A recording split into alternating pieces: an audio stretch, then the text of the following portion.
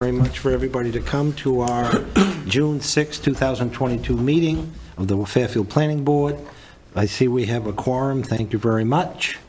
Second order of business, I'd call for review and approval of the meeting minutes from May 2nd, 2022. If everybody's had a chance to read those. Yeah. Take a motion. Motion to accept. Second. Motion second. Any discussion? All those in favor? Thank you very much. Next item on our agenda, let me see, a moment of recognition for community service. That's amazing. Well, let me read this here. Since May 19th, 1972, Charlie Matthews Sr., Charlie, has continuously volunteered as a Town of Fairfield Planning Board member. In recognition of his 50 years of dedicated service to the Town of Fairfield, we present this certificate of appreciation. Thank you, Charlie, for your dedicated service to the Town of Fairfield. And it says, Certificate of Appreciation presented to Charlie Matthews in recognition of 50 years of service on the Fairfield Planning Board. Now, how many thank yous have you gotten in 50 years? A couple from the town. You had to think about it. And, well, I was just thinking, a couple from the town and quite a few from the Boy Scouts. Very good. Well, you're going to get one tonight from us. I got so many I can't hang Thank them you all for up. all your, yes, the Yes, years. thank And how far, thank you. And how far back does the Boy Scouts go? 1967. So Wow. we'll add another, I don't know, 6 years, 5 years to that. So we're looking at 55 years. Thank you. Yes. For all you do for the town, for the Yeah, community, welcome. for the Boy Scouts. Now, hoping they was gonna give me a tax. Well, there's probably $100 bills behind that. I don't know. I didn't package it, but I'm just saying thank you. Cut out your taxes or something. Yeah. Just Yeah. charge them $1 a meeting. It is a thankless Yeah, job. thank you. Easy Thank the going. town council. Long time. A long time. A long time, yes. We're thinking of the average board member here the last few years. Here, that goes with it. And again, thank you. Thank you, Charlie. The That's biggest awesome. thank you we get, I think, is going to be helping the community develop and grow in a tasteful manner without pollution, Yeah. which is our mission statement. So that's the one reward that we get, is to have an organized town that recognizes and supports development, helping us with tax base and jobs. So again, that you've done for 50 years, that is amazing. I used to tell people I didn't care for Monday night football, so That's the only reason you joined the board. Well, once in a while, you can watch Monday Night Football. actually, it was my father-in-law to get me on it. He was a member of the first town council in Fairfield. Wow. Oh, wow. Did they serve coffee then? Yep. They gave us No. coffee. I sat in the crowd, and Arthur Julia nominated me for the appeals board because I was out back minding my own business. Yeah. And that started my board volunteership because I was appointed Yeah. without being asked. Well, very good. Thank you, Charlie. Public hearings, a conditional land use application for Sam Crockett Dispensary, LLC, to change the ownership from Cannabis Cured, LLC, medical marijuana dispensary retail store, within the existing building located at 228 Norwalk Road on Assessors Map 5, Lot 66-1, in the Village Land Use District. So we will open up the meeting tonight with a public hearing on that Sam Crockett Dispensary. We have Hannah. We have Hannah. Hi, welcome. Thank you so much. My name is Hannah King. I'm an attorney with a law firm called Denton's. And I'm here, I think I've been before you folks a number of times. It's nice to see you all again. But I'm here to present both the application for Sam Crockett Dispensary LLC for conditional use approval for a dispensary retail store at 228 Norwalk, and also there is also an application for Green Alien Cannabis Company for an adult use cannabis retail store also at 228 Norwalk. So there is currently a dispensary retail store operating at 228 Norwalk. It's being operated by a company called Cannabis LLC, which is owned by Mark Crockett. They're, for a number of reasons, and I'm happy to kind of, if you have questions about it, respond to this, but there's a number of reasons being driven by a kind of state law. Cannabis Cure Dispensary would like to withdraw from operating at 228 Norwich Walk, and Sam Crockett Dispensary LLC, which is owned by a gentleman named Sam Crockett, would replace them at that location. They actually wouldn't go into the existing retail store. Green Alien, which is a Green Alien Cannabis company, which is applying for an adult use retail store, would go into the existing retail portion of the building, and the dispensary, Sam Crockett Dispensary LLC, would go into kind of further down on the building, a site that is currently being utilized as office space.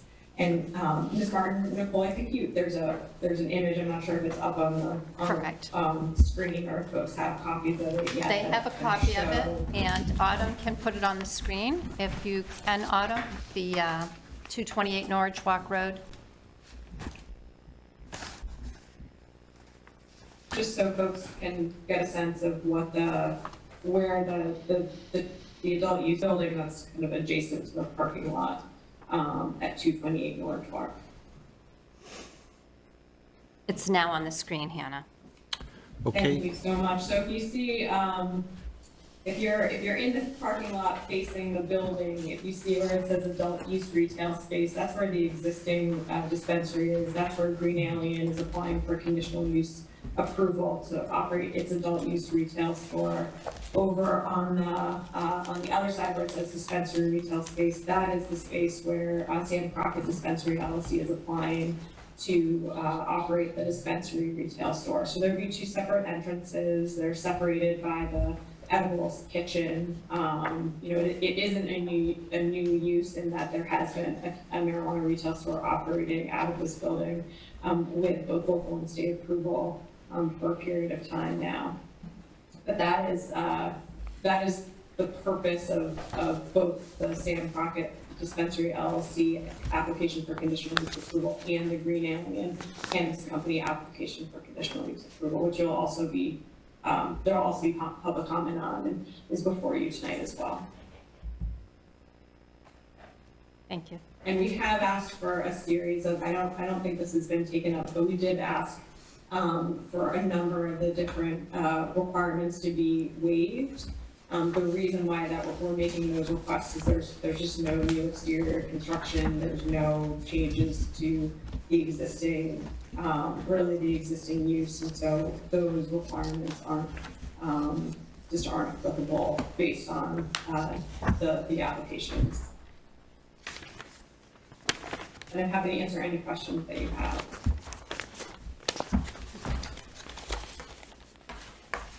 I got a question for you, Nicole. All the waivers they asked, is that still on board at the town office, all the waivers? Like traffic control, the water management plan, or does that need to be updated? No, it's still all in their current operating procedures. Okay, so that's the standard operations procedures for a business that take over another business to file a waiver for previous applications, like all these waivers? Correct. As she stated, that a lot of the criteria is not applicable because there's no new construction. Okay. Right, when Okay. there's no new construction. I'm just wondering, they know about all the traffic and all the accidents up that area? Since- Correct, that was all addressed when they, Just want to make sure. Any other questions or comments from the board or the public? This is a public hearing. I'm actually Mark Crockett with the adult use license. Thank you. I comply with the state rules, so I'm here but not here yet. Okay. letters to abutters were sent, and they were invited to the Zoom meeting this evening. It was also publicly advertised, so I'm not sure if there's anyone on the Zoom meeting that wants to speak. I would call for questions or comments from the public that got notified, if any.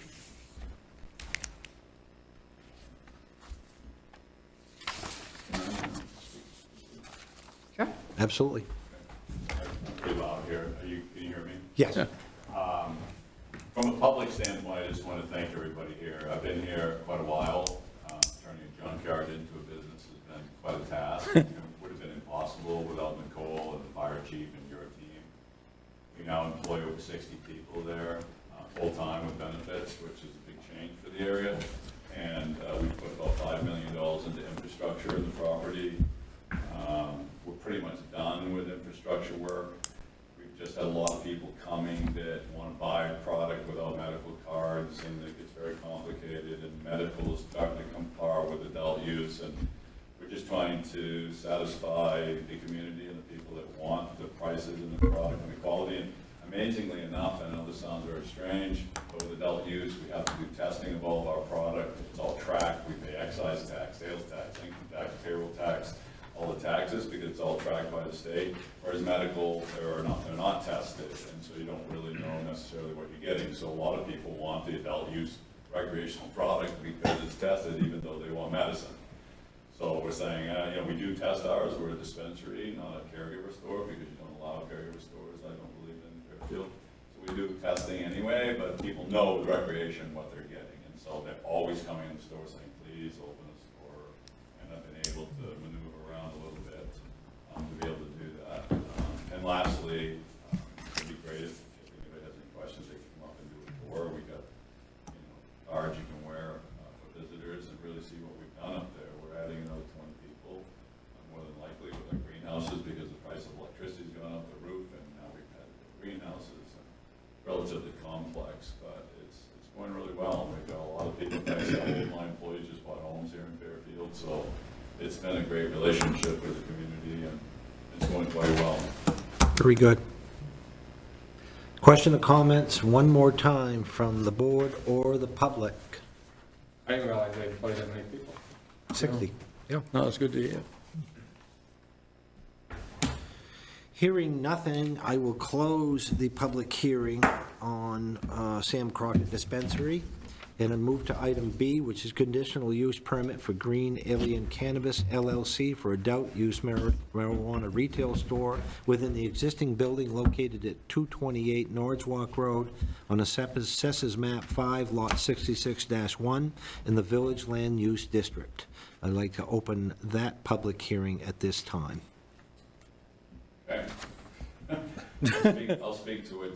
I know that people bring up the issue of traffic, and now that I've been there for 3 years, I understand. And thank goodness I have a long view there, because there's quite a bit of traffic. We were going to build a brand new store in the parking lot, take down the fence, have multiple accesses there. I've talked to the state a little bit about it. And I just think it's better to keep it the way it is, where everybody comes out the same place, so not multiple cars are coming in and out of different areas on the property at this point. And under state law, I can't simply own a dispensary on one end of the building and an adult use store on the other end of the building. I have to build one next to it to own both. Why, I don't know. It's kind of Augusta. So I had to give up one, and which my son has taken over and running as a dispensary in the same building. It's on the other side of our manufacturing, our kitchen. It's been a long time, so sorry about that. We have a commercial kitchen there where we make edibles, and we sell to almost every store in the state of Maine, so that's really worked well for us. But I'll be in one end of the building, adult use entrance only, 21 plus. We have to card them as they come through the door, check their IDs.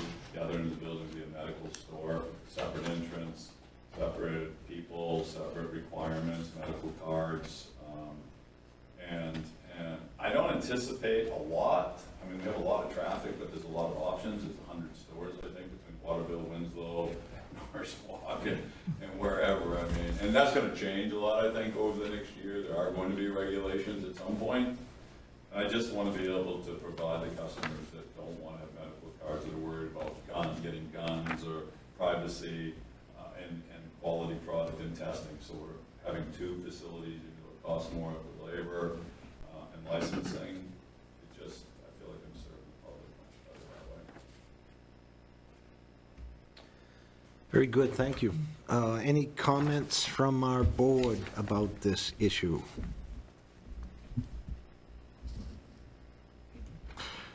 How about comments from the public? Anybody zooming in, questions or comments? Everybody was notified. This is the one and only public hearing. So now's the time to speak.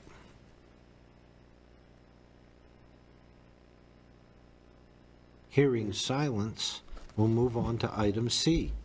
A conditional use permit for ED Bessey Lumber Products for a garage 60 by 100 for the existing business located at 779 Skowhegan Road on Assessors Map 29, Lot 7 in the Village Land Use District. So this is a public hearing for AED Bessey Lumber Products building. Again, Nicole, the abutters have been notified. Correct? Everybody knows. Any calls or comments from the I public? have not received any foot traffic or phone calls on questioning the application. Very good. Questions or comments from our board about this project? We've seen the plan, and the building's up back, away from the road, good drainage, good setback, meets the ordinance. Questions or comments from our public on the ED Bessey Lumber Products garage building at 779 Skowhegan Road? Any questions from the public? The engineer is present if you want him to talk you through the plan. Up to you. You need me to help you with anything? It's pretty self-explanatory. Seeing the drawing, self-explanatory. I don't have any questions. Good site plan, good drainage plan. I don't have a problem with it. Okay, very good. You must have done your job, there's no question. We try. All right, thank you. Pretty clear. Very good. Well, hearing no other comments on that particular item on our agenda, I'd like to close the public hearing on that Bessey building. Move on to the next item, which is unfinished business. Anything outstanding, Nicole? Nothing at this time. Okay. New business. Conditional use permit application for Sam Crockett Dispensary, LLC, to change the ownership from Cannabis Cured, LLC medical marijuana dispensary store within the existing building located at 228 Norwalk Road on Assessors Map 5, Lot 66-1 in the Village Land Use District. What's the flavor of the board? Had a chance to review the documents, the drawings, the statements. Questions or comments? We have to do a fact finding on it. We sure will. I make a motion to, Move on to fact-finding. Okay, we read on. Did we get a second on Now, that? second. Okay, Charlie? Motion and second, thank you. Fact-finding. I am not going to read the not applicable items on this list. Medical marijuana dispensary store, change of ownership in the existing building at 228 Norwalk Road, Unit 2, on Map 5, Lot 66-1. A site plan drawn to scale showing at a minimum location of existing and proposed structures and distance from lot lines and land use listed in Section 920D, Number 5, to the nearest portion of the building or outdoor cultivation for medical marijuana dispensary facility. At a minimum, no medical marijuana dispensary facility shall be located within the distances from the specified land use listed below, 500 feet for public or private school, grades pre-K through 12, or existing licensed childcare facility, public library, any public parks or public playgrounds designated as drug-free safe zones by the town of Fairfield in accordance with MRSA Title 17A 110123. B, 500 feet from any existing halfway house. C, 500 feet from any existing drug or alcohol rehab facility.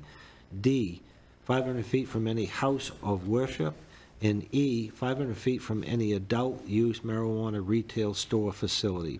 Site plan is submitted to the planning board with the application, planned by E.S. Coffin Engineering, February 2020.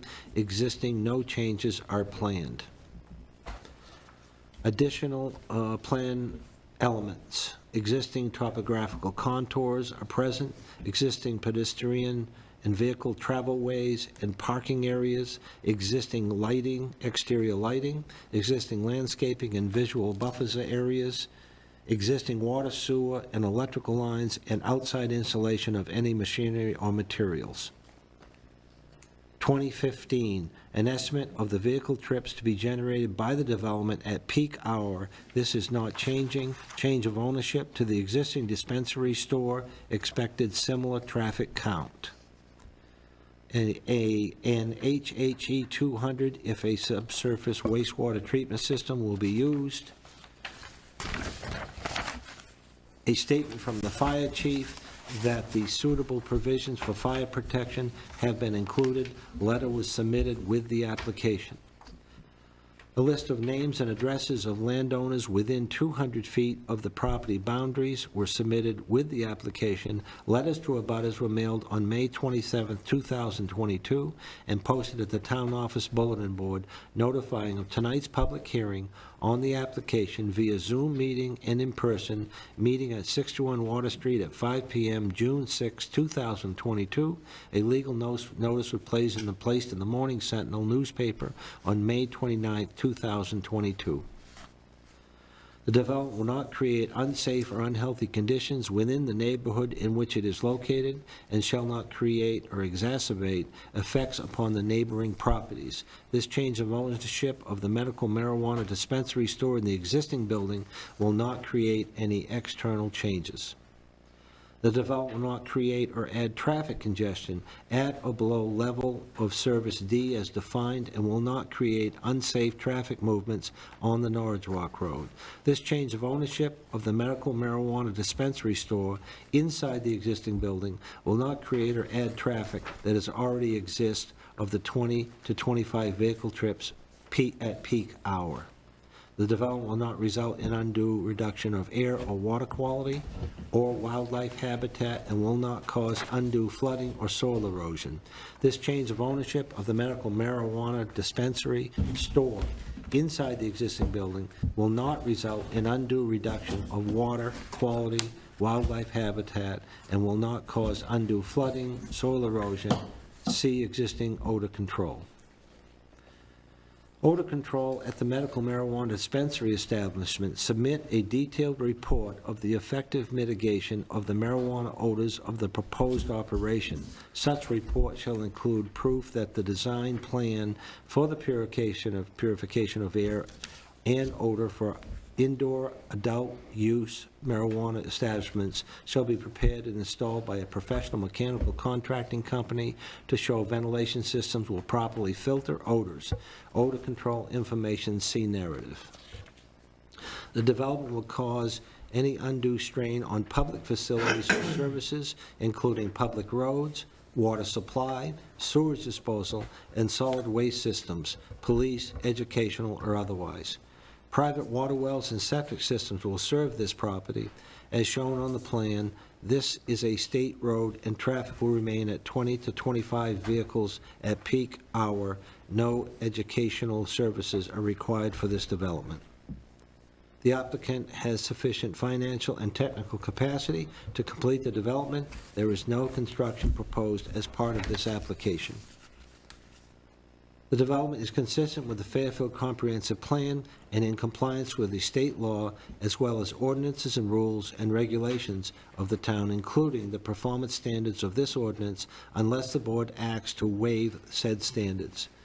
The reuse of existing commercial buildings at the previously occupied commercial property is consistent with the Fairfield Comprehensive Plan for Economic Development and Job Creation and compliant with the state and local laws and regulations. A statement regarding use, storage, and disposal of any dangerous, toxic, or special or hazardous waste, whether solid, liquid, or gaseous, and special measures available to deal with them in appropriate fashion, as described in the narrative of this application.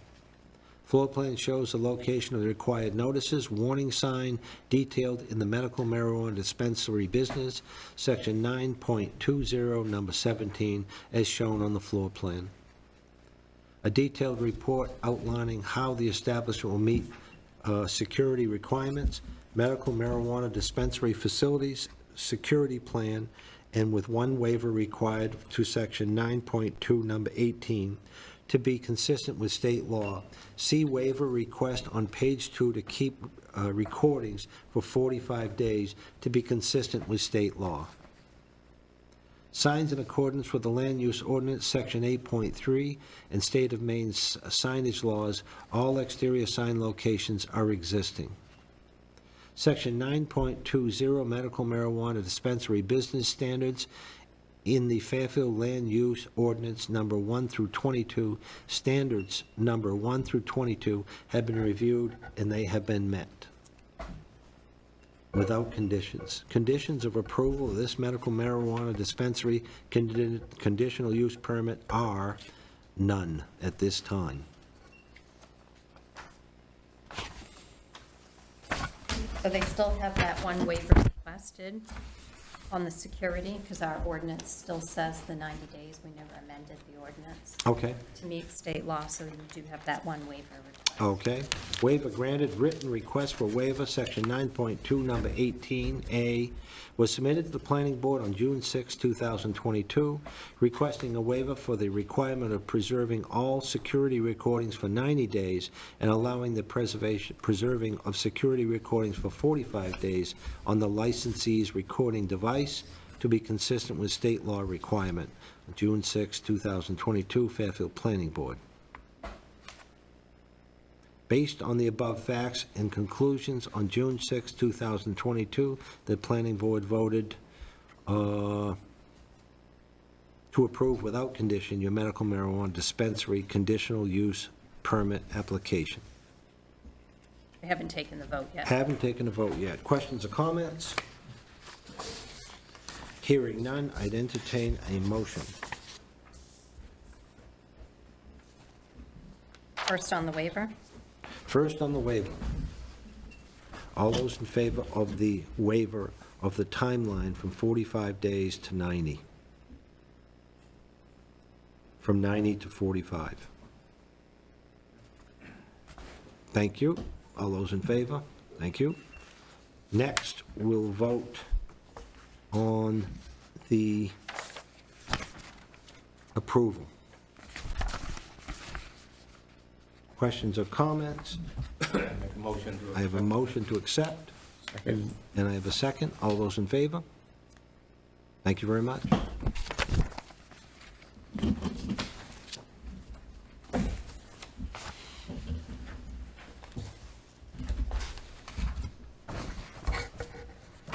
Next, new business. Item B, conditional use permit for Green Alien Cannabis LLC for an adult use marijuana retail store within the existing building located at 228 Norwich Road on Assessors Map 5, Lot 66-1 in the Village Land Use District. I'd take a motion to move on to finding of fact. Have motion? Second. And a second. All those in favor? Moving on to finding of fact. Adult use marijuana store facility, change of use from medical dispensary store to adult use marijuana store, located at 228 Norwalk Road, unit number 1. A site plan drawn to scale showing at a minimum the location of existing and proposed structures and distance from lot lines of the land uses listed in section 9.20D number 5 to the nearest portion of the building or outdoor cultivation of the adult use marijuana facility. At a minimum, no adult use marijuana facility shall be located within the following distances from the specified land uses listed below. A, 500 feet from any existing public or private school, grades pre-K through 12, or existing licensed childcare facility, public library, public parks, public playgrounds designated as drug-free safe zones by the Town of Fairfield in accordance with MRSA Title 17A 110123. B, 500 feet from any existing halfway house. C, 500 feet from any existing drug or alcohol rehab facility. D, 500 feet from any houses of worship. And C, 500 feet from any other adult use marijuana retail store. The site plan is submitted to the planning board with this application. Plans by E.F. Coffin Engineering. Additional site plan elements: existing topographical contours, existing pedestrian and vehicle travelways and parking areas, existing exterior lighting, existing landscaping and visual buffer zones, existing water, sewer, and electrical lines, and outside installation of any machinery or materials, existing structure, no changes.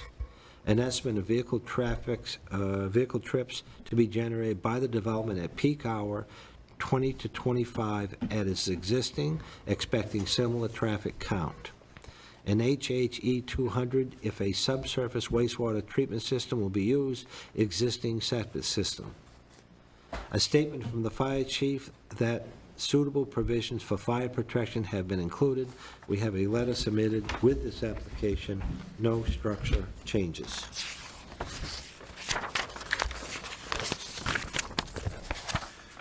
A list of names and addresses of landowners within 200 feet of the property boundaries submitted with application. Letters to abutters were mailed out on May 27, 2022, and posted at the town office bulletin board notifying of tonight's public hearing on the application via Zoom meeting at 5 p.m. June 6, 2022. A legal notice was placed in the Morning Sentinel newspaper on May 30, 2022. The development will not create unsafe, unhealthy conditions within the neighborhood which it is located, and shall not create or exacerbate effects upon neighboring properties. This change of use from medical marijuana dispensary store to adult use store inside the building will not create any external changes. The development will not create or add to traffic congestion at or below the service level D is defined, and will not create unsafe traffic movements on Skowhegan Road. This change of use from medical marijuana store to adult use marijuana inside the building will not create or add to traffic that already exists, 20 to 25 vehicle trips at peak hour. The development will not result in undue reduction of air or water quality or wildlife habitat, and will not cause undue flooding or soil erosion. This change of use from medical marijuana dispensary store to adult use marijuana store inside the building will not result in undue reduction of air or water quality or wildlife habitat, and will not cause undue flooding or erosion. Odor control at adult use marijuana establishments submitted a detailed report on the effective mitigation of any marijuana odors of the proposed operation. Such report shall include proof that the design plan for the purification of air and odor for outdoor, indoor, adult use marijuana establishments shall be prepared by a licensed installed by a professional mechanical contracting company to show ventilation systems will properly filter marijuana odors. Odor control information was submitted in the narrative. The development will not cause undue strain to public facilities, services including public roads, water supply, sewage disposal, solid waste systems, police, educational, or otherwise. Private well water and a septic system serve this property as shown on site plan. This is a state road, and traffic estimated to remain at 20 to 25 vehicles at peak hour. The applicant has sufficient financial and technical capacity to complete the development. There is no construction proposed as part of this application. The development is consistent with the Fairfield Comprehensive Plan and in compliance with state law, as well as all other ordinances and rules and regulations of the town, including the performance standards of this ordinance, unless the board acts to waive that said standard. The reuse of existing commercial buildings at this previously occupied commercial property is consistent with the Fairfield Comprehensive Plan for Economic Development and Job Creation, and is in compliance with the state and local laws and regulations. A statement regarding use, storage, and disposal of any dangerous, toxic, special, or hazardous waste, whether solid, liquid, or gaseous, and special measures available to deal with them in the appropriate fashion. Details of adult use marijuana store disposal plan is in the narrative and meet this requirement. Floor plan showing the location of the requires notices, warning signs detailed with the adult use marijuana business, section 9.2, number 17, location of signs on the plan. A detailed report containing how the establishment will meet the security requirements, adult use store security plan with the waiver granted in section 9.2, number 18, will be consistent with the law, 45 days of retention. Signs in accordance with the Land Use Ordinance, Section 8.3, and State of Maine signage laws, all exterior sign locations are existing. Section 9.20, Adult Use Marijuana Business Standards for the Fairfield Land Use Ordinance Number 1 through 22. Standards Number 1 through 22 have been reviewed, and they have been met. Without conditions, see below. Conditions of approval, no conditions. Waiver granted. Written request for a waiver of 9.218, which was submitted to the planning board, requesting a waiver for the requirement of preserving all security recordings for 90 days and allowing the preserving all the security recordings for 45 days on the licensee's recording device to be consistent with state law requirement. The planning board voted to this.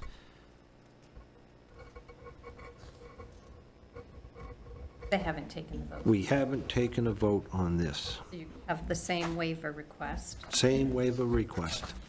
I take a motion. I see a typo error in one of these lines. Yep, go You ahead. mentioned Skowhegan Road, it's on the Norwalk Road. Where are you? Skowhegan Road was, Okay. okay, we'll fix that before we do a final on that. Yep. Thank you. Take a motion on the waiver to be granted. Motion. Looking for a second? Have a second? Thank you. All those in favor? Thank you. So who was the first on that? Well, Terry Terry? and Larry? Yes. Okay, got it.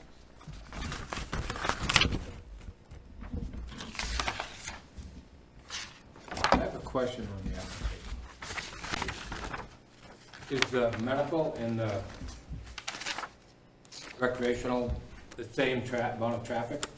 You've got it down to the same traffic? Yeah, They're pretty equal? we picked a pretty high number. On a big day, we might see 50 people in our medical, and a big hour, 15. I think in the medical is probably a lot slower, less people than the, All of it's pretty slow right now, but, you know, we work until 4. A lot of the traffic's between 4 and 5, people getting out of work and Norwich Walk. But, you know, big hours, 15 people, one every 5 minutes or so. And with adult, it's just hard to tell because most of the people are local consumers and they all know each other and they've got medical cards, whereas the adult is more transient, people going up to Sugarloaf. And I just bought a yachts and opened a store up there. So it's hard to say. It's really bad right now. The market's collapsing, to be quite honest with you, in a really big way because of the lack of real oversight in the medical part of it. So we're not sure how this is all going to work out, but I'd say a busy hour with both of them might be 25. I'm just curious. But it is generally the opposite of our work because at one point we were working different hours and everybody was leaving and getting in the way. And so we changed our hours of work just to make it work for everybody and keep the security gates because we had to put an $80,000 fence around the whole property to satisfy the state. Right. To be able to do both dispensary and adult use there. So, yeah, I mean, that's a real, I hope I get to 25, but we average about 15, and I think another 5 or so, an adult would be 20 an hour. Okay. That's in a 35-mile-an-hour zone, too. Yeah, which is well, good. I wish it was 35, but yeah. The sign says it is. If we go location 2 on that hill, anyone speeds up and down, and Yeah, you know, it's been pretty good because we can see quite a ways. I mean, I have to pull out of there. My fence is kind of a pain in the butt, but you have to kind of creep out a little way there, but it's not too bad. I've had a few people slide through the mailboxes in the building every now and then in the winter, so, but, you know, it's not too bad. Jack Stanley's done a great job setting it all up and doing the groundwork, so pretty good shape there. But, you know, we're gonna have 12 stores by July 1st. We're the biggest company in the state of Maine now, so everybody knows the Fairfield state knows it's in Fairfield and not in Portland and South Portland because the help I've had building it here. But, you know, we're on the New Hampshire border in Portland, we bought Eos, we're in Stratton, we're in Bethel, Palmerston, Bangor, and here. And we've got a really great team, and we're all Maine. I grew up in Warren, Maine, the coast of Maine, so getting it done for Maine guys. We're competing with the big state corporations and doing a pretty damn good job. We've got great workers. Is the Fairfield your largest facility? Excuse me? Is your Fairfield one of the largest facility you have? It is by far. We do growing, processing, make the edibles, all the packaging's off. You know, we're working with automated packaging, and we got the stores, so it is a full-blown, vertically integrated campus. And by the way, we have 60 here, but we have almost 100 statewide, so we have insurance for everybody, because once you get 80 or more employees, everybody has the option for health insurance and paid vacations, and I figured that part out when we had 80 people. Good. So I got the waiver request was approved. Terry and Larry approved the waiver 4-0, but I didn't catch, did you take your final vote to approve? Oh, Not you're yet, still not there. Okay, sorry. Before we do, appeal rights, in accordance with Article 3, Section 1 of the Fairfield Fairfield Land Use Ordinance, you have a right to appeal this decision to the Somerset County Superior Court pursuant to Rule 80-B of the Maine Rules of Civil Procedure within 30 days of the date of this issuance of this decision. I would call for a motion to accept. Motion to accept. I have a motion? Second. Motion and a second. All those in favor? Thank you. I'll get those to you tomorrow. Okay, thank you. Money? Thank you all so much. Thank you, very much. Hannah. Thank you. Nice seeing you again. Thanks again for working with me. I really appreciate it. Great, thanks for coming. Next item on our agenda tonight, item C, conditional use permit for E.D. Bessey Lumber Products for a garage 60 by 100 for an existing business located at 779 Skowhegan Road on the Assessors Map 29, Lot 7, in the Village Land Use District.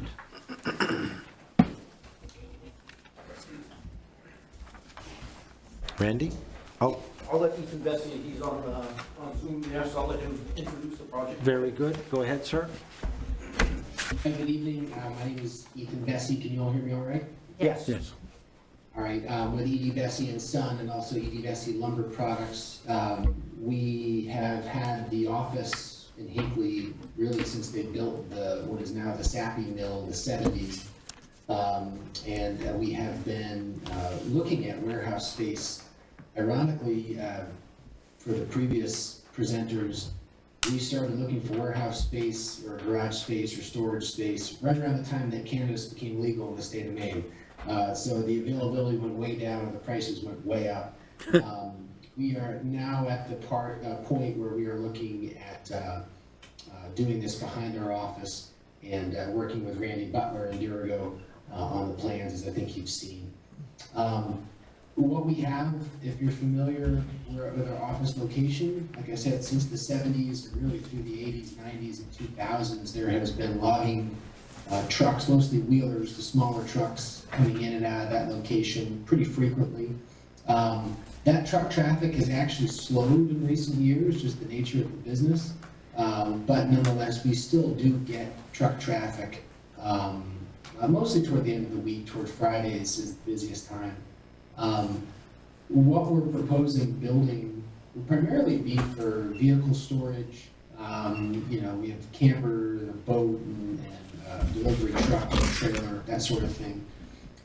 We also receive periodically, maybe a couple times a month, a shipment of flooring that, rather than going directly to the job site of the customer, would come into us, and we'd hold on to it for, you know, a couple of weeks or whenever the project was ready, and then deliver it out. So I would say the net change in traffic in and out of the building would be negligible. There might be an additional couple of trips a month, is my guess. But there's still the office and the wood brokerage up front with the occasional logging truck still coming in. So it's a garage, it's storage. I currently rent a similar place in Oakland. And we're just trying to move it all in-house so we don't have to pay somebody else's mortgage. Very good, thank you. Questions or comments from the board about this proposed design and building?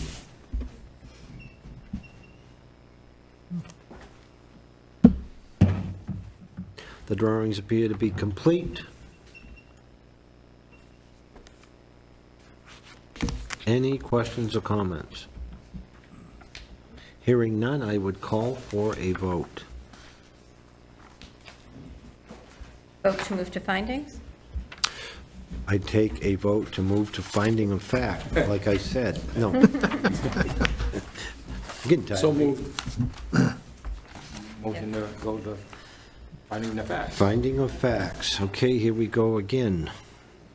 Ed Bessey Lumber Products LLC, 779 Skowhegan Road, expansion, new garage, structure 60 feet by 100 feet.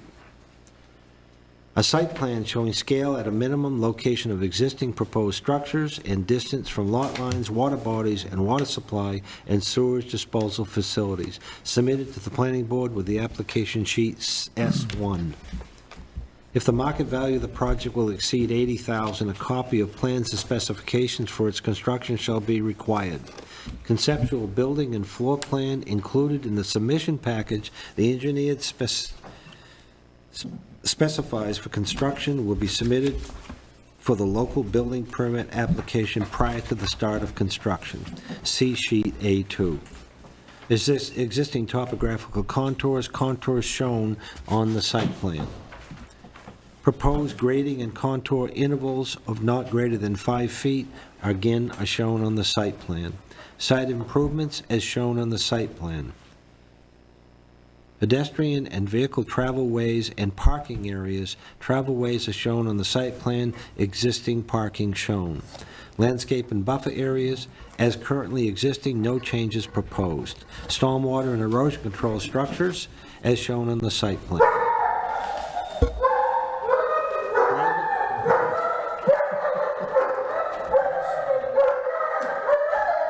Sorry. If you have any opposition, please bark. Private existing water and private existing sewer and power lines and outside installations of any machinery and materials connected to the existing water and private sewer. An estimate for the vehicle trips to be generated by the development and any modification to the public roads which may be necessary to absorb that traffic. As described in the application, a total of 10 trips during peak hour. A statement from the fire chief that the suitable provisions for fire protection have been included. A list of names and addresses of landowners within 200 feet of the property boundaries submitted with the application. Letters to the abutters were mailed out May 27, 2022, notifying of tonight's public hearing on the application via Zoom meeting and/or at 61 Water Street. A statement from the Public Works Director that any proposed improvements to the public roads are adequate and acceptable. State Road Route 201 will apply to DOT for a change of use for an added garage and will forward a copy to the board, set as a condition of approval. Analysis of potential environmental impacts, including effects on surface and groundwater bodies, air quality, wildlife refuges. If any potential negative impacts are identified, a management strategy consistent with the performance standards of the ordinance and state and federal regulations must be prepared by a qualified professional as shown on the plan. An erosion control plan prepared by a registered professional engineer as shown on the site plan. A stormwater management plan required by a registered professional engineer. See stormwater management plan on the site plan by Derigo Engineering. The development will not create unsafe or unhealthy conditions within the neighborhood in which it is located and shall not create or exacerbate effects upon the neighboring properties. This proposed garage expansion project in the Village Land Use District has been designed to be in compliance with the requirements of the district and the existing commercial use property. The development will not create or add traffic congestion at or below level D of service as defined and will not create unsafe traffic movement on the public roads. As described in the application, the proposed expansion is calculated to generate a total of 10 trips per peak hour. This will not result in the creation of traffic congestion to the surrounding area. The development will not result in undue reduction of air or water quality or wildlife habitat and will not cause undue flooding or erosion. The proposed project will not result in the reduction of air or water quality or wildlife habitat and will not cause undue flooding or soil erosion. See stormwater management plans, site plans for the project, and the erosion control measures to be used. The development will not, to the greatest extent feasible, preserve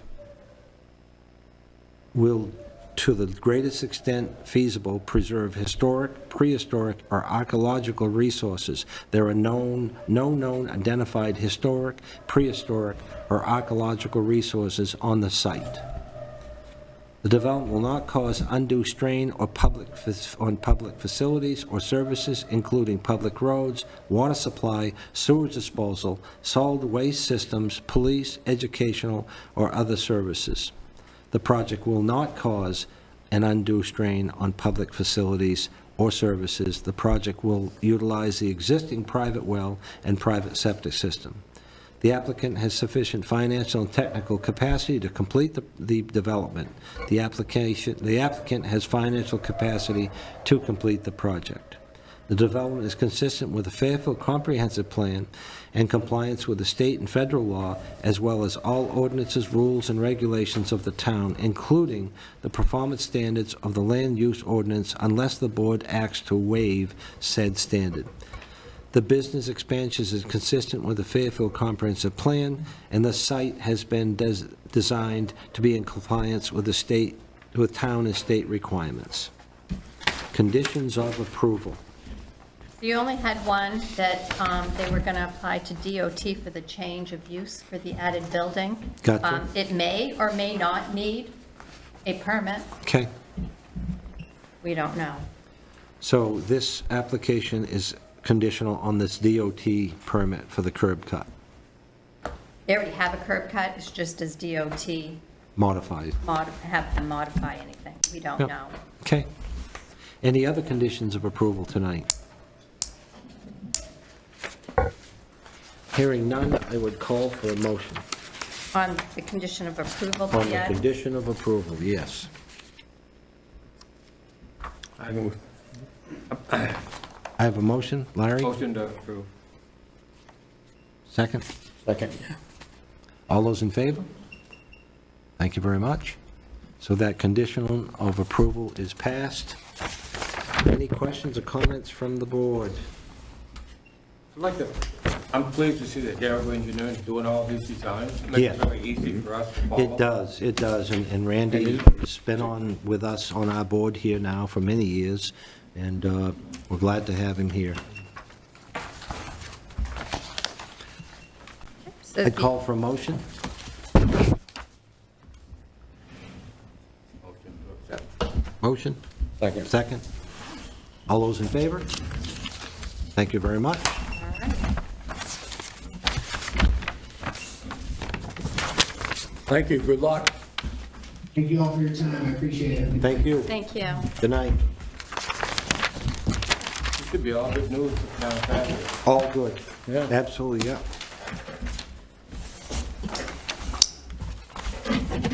Item D, preliminary subdivision application revisions from the previous August 2nd, 2021 preliminary application for DW LLC's Reservoir Hill Subdivision, Route 104, to construct a proposed 28-lot subdivision off the Norwalk Road on former Kennebec Water District land containing 101.4 acres on Assessors Map 2, Lot 9, in the Rural Residential Land Use District. Take it away, Randy. All right. If we could have Amanda advance the slide for the subdivision plan. As mentioned, we were here last August, presented a plan with 40 or so lots, residential lots. Due to some uncertainty about future and so forth, and other changes along the way, we've kind of scaled it back just tentatively. We still have, the big hope is that we'll eventually get to 40 lots, but in order to get the permitting in a timely manner and other deadlines, we tentatively scaled it back to 28 lots. As you can see, we've got about 40 acres or so of reserve land off to the northeast portion that has potential to come back into the picture at a later date. I would draw your attention, if you've got your packet, to attachment B, which kind of gives a summary of what these lots are. I won't go through all the details, but just the highlights. That's like 5 or 6 pages in on your package there, is where attachment B is. The total parcel is 170 acres. What we're proposing at this point is a 28-lot subdivision. 25 of those lots would be single-family residential lots, roughly 2 acres in size, 80,000 square foot is the minimum. One lot would be reserved for commercial use, and that's not too far from the main entrance. It's lot number 7. And the intent for that is, something that's relatively low impact, thinking professional office or something of that nature. And the reason we had to convert one to a commercial lot, we initially had that earmarked as residential, but in reviewing with DEP, we had to review noise requirements, and residence was too close for the noise requirements for the construction yard, so we converted that to a commercial lot. There'll be a 20-acre lot retained by the owner for 9 residential duplexes to be developed by the applicant and leased to tenants. And then there'll be a 22-acre lot retained by the owner and leased to Ranger Contracting for their construction business. And also on that lot, there will be 100 to 150 self-storage units. We've had to submit plans to Maine DEP for site location of development permit, which covers about 25 or more different environmental effects and so forth. So when we do that, sometimes we show a little bit larger than what we may actually build out. So the bill started out saying, let's get 100 units in there. As the site laid out, we said, well, we can actually fit 150 in there. So it'll be between 100 and 150 that we'll end up with there. And then there'll be a 22-acre lot for open space, which will include that pond area, the old reservoir. Will be included in that, and there are a number of trails around there that will be great for hiking, recreation, and so forth. And even the pond itself, we're hoping will be a recreation spot for residents in the subdivision. And then there is, as I mentioned earlier, there's 48 acres that have not been, they're kind of earmarked for future development. Not sure yet if that will be for single-family residences, or depending how the demand goes for duplexes. It could potentially be used for duplexes, so just kind of leaving that 48 acres open, depending on what the market is in a few years.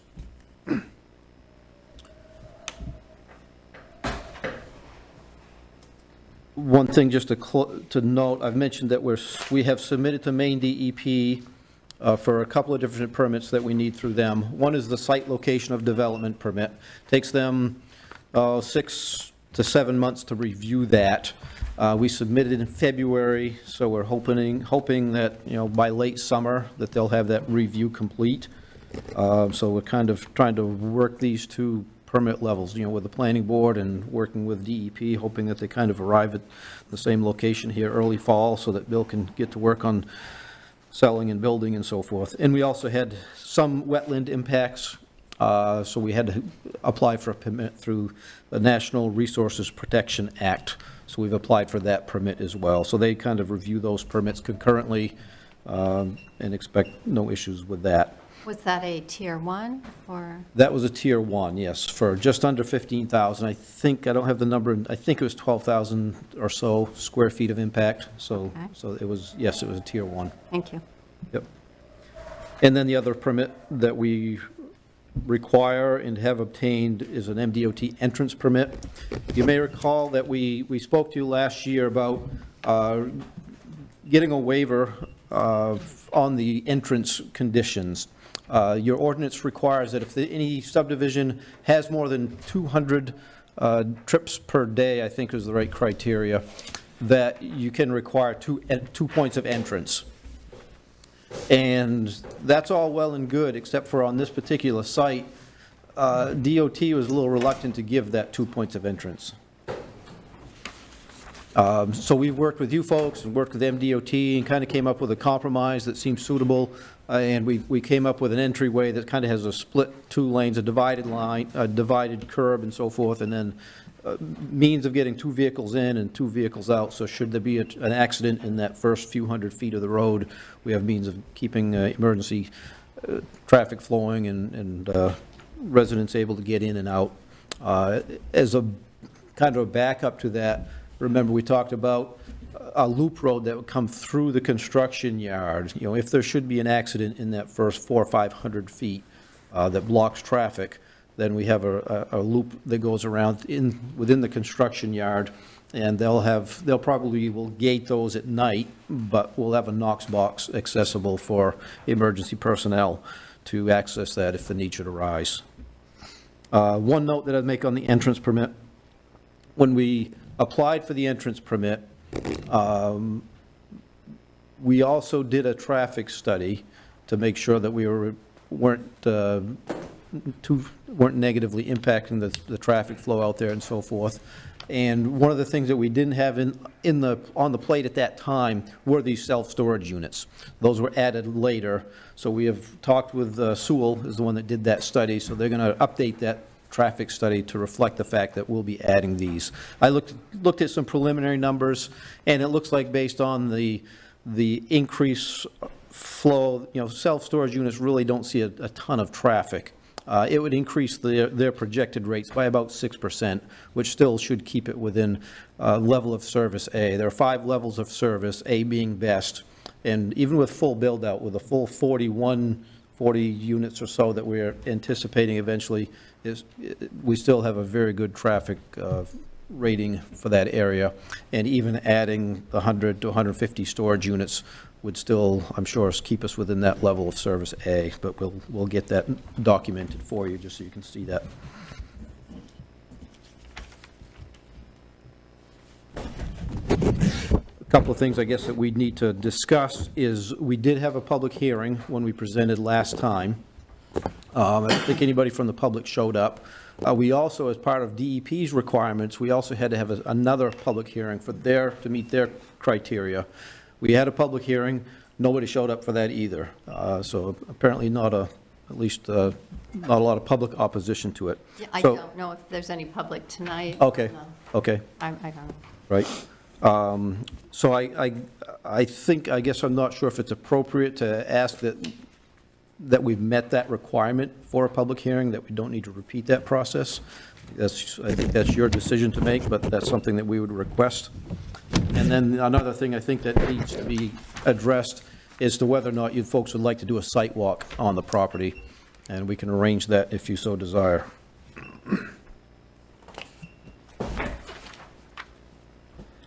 Okay, let's talk about public hearing. He's been through one, there hasn't been any interest. No one greatly opposes. Nicole, you've gotten no calls or?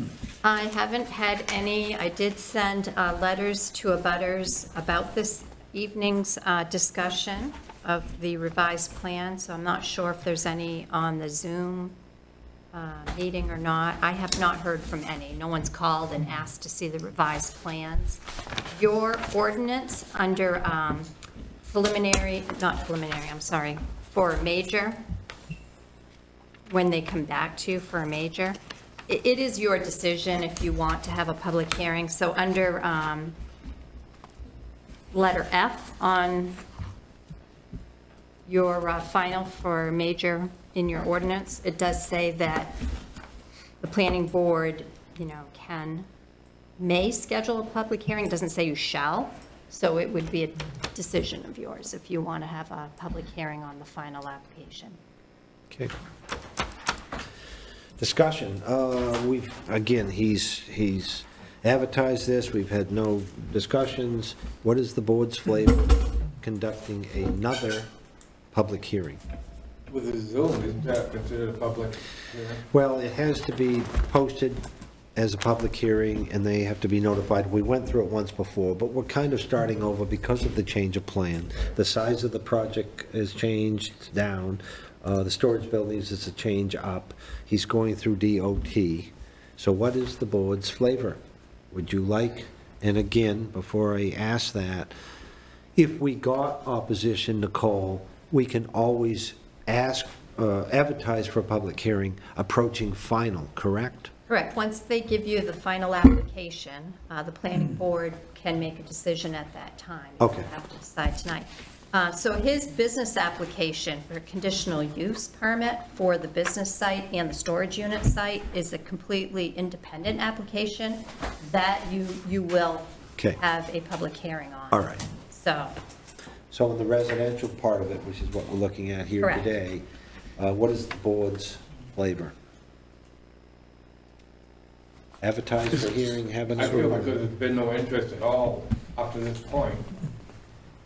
I don't feel there's a need for it myself, Okay, thank you. only because there's no input. Anybody else? I don't think we should have one. Okay.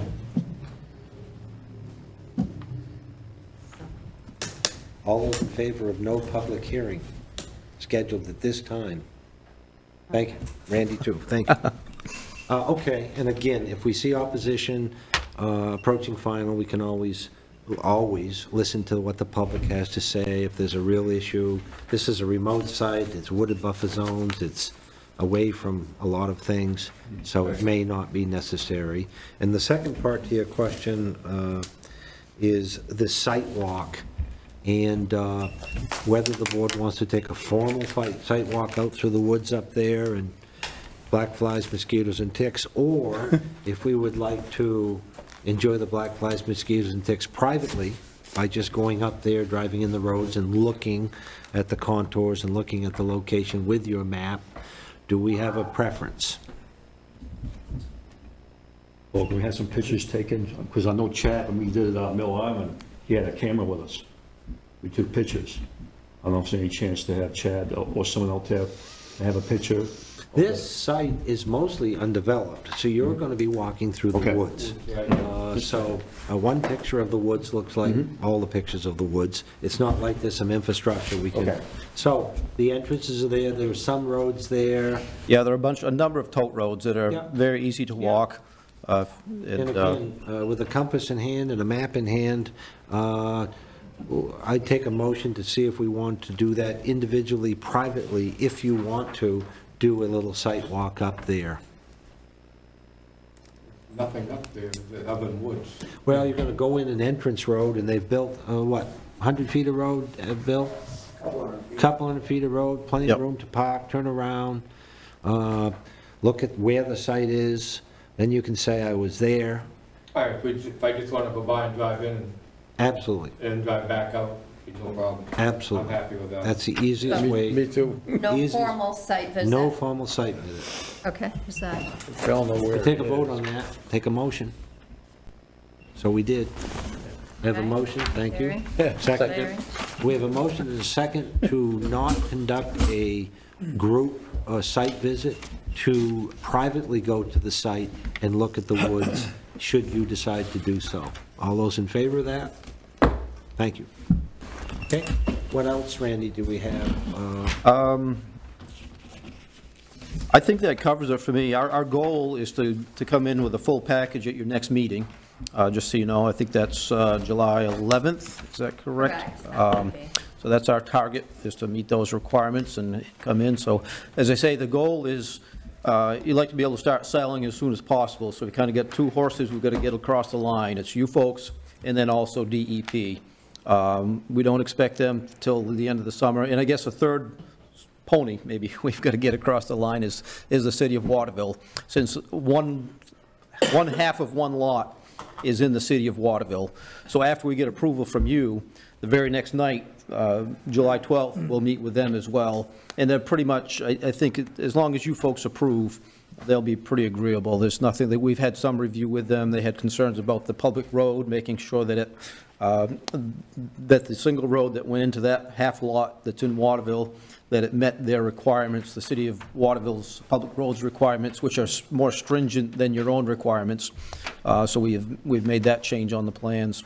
The fire chiefs have been in touch with each other to discuss that because of mutual aid and so forth, so they've covered that ground. So I think we're in pretty good shape to get a final package to you here next month. So I'm just going to point out, C in your ordinance does say that prior to the submittal of that final plan application, the following approvals shall be obtained. So it doesn't say it may be obtained.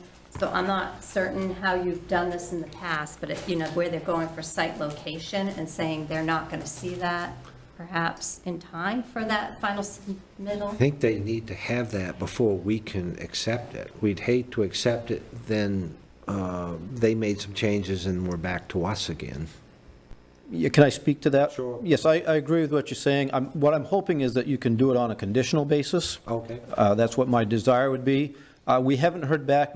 My understanding is that they were supposed to be reviewing the stormwater aspect, which is, I think, the area of the most potential to change anything. Okay. With buffers and that sort of thing.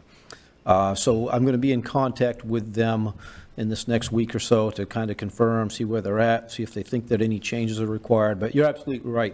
There's kind of, both areas got to kind of work together, and all these details got to work out. A lot of moving parts to this to try to land it all at the same time.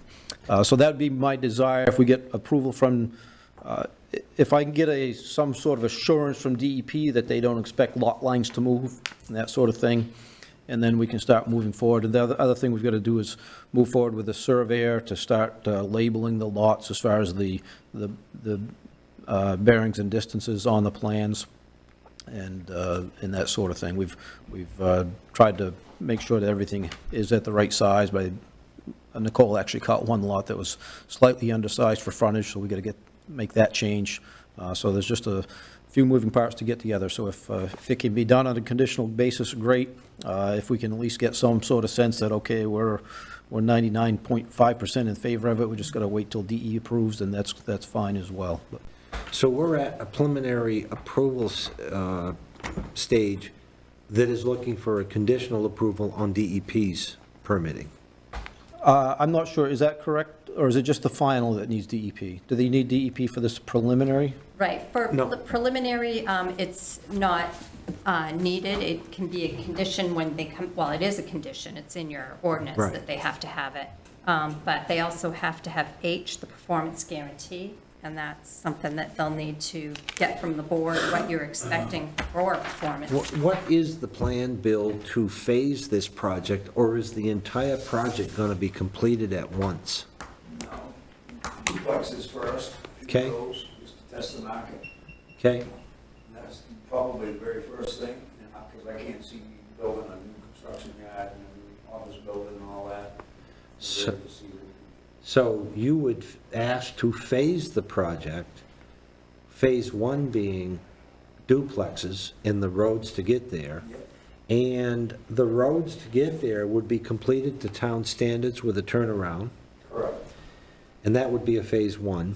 And then you would look at a phase two, depending on marketing, the residential sections, and you could start road construction, but you wouldn't look to sell lots again in phase two until the roads were built and accepted to town standards. Phase two, okay. Okay. And you could further phase it, because there's plenty of roads for turnarounds here, to test that market. Right. And obviously, to outlay $200 a foot on roads for roughing and grubbing, and not, I always said, I don't build roads to lots that won't sell. And that's the marketing tool that you're gonna work with, to see how much you wanna expend out there, to see if things will sell. And, we'll gladly work with you in phasing and inspections and whatever you're doing, because there's quite an outlay here on a market that is ever-changing, Yeah. with Probably on its ever-changing. way down, to be honest with you. That's hard to say. Yeah. With the cost of construction, we're seeing the retirement and the duplex things taking up an upbeat. Yeah, well, that's what we're aiming for. Yeah. that first. So, in your final submissions, think about a phasing plan that works to your favor, okay? Because we don't care if you're building $1 million worth of road or 200,000 to get the first 5 lots. Think about phasing. Right. One of the things we have done, and maybe Bill and I should review it, for DEP, they require us to do what's called a construction plan. And it's kind of that idea of phasing, telling what is the sequence at which we're constructing these. Right. And it roughly conforms with what Bill said. So we'll kind of maybe iron that out. That may be something that's worth presenting you folks, just saying, okay, this is what we think is the sequence. It's may change a little bit as we go along, but at least this is a starting point. And Nicole, your comment about the bonding or guarantees, there is no bonding or guarantees if they're phasing and completing a phase to a certain extent. That is one of the choices that they can make, so they can review that in our ordinance. It's under performance guarantees, page Gotcha. 44, and then it spells out 4 different options, and that they would come to the planning board and ask if that option that they choose is acceptable to the board. That's another decision you need to make. Okay, but that only happens in the instance where you're asking the town to accept a road section that is in a phased project that isn't completed yet. Right, so it's what's called an offer of conditional approval, that limiting the number of units built or lots sold until required improvements have been constructed. That would be like D on page 44. That is one of their choices. Okay. Still a requirement in writing. Still has to be accepted by, I think, the town council. The town council has to accept that. I don't think it's just the, yeah, it says the town officers. It shall be satisfactory to them. So again, that's between,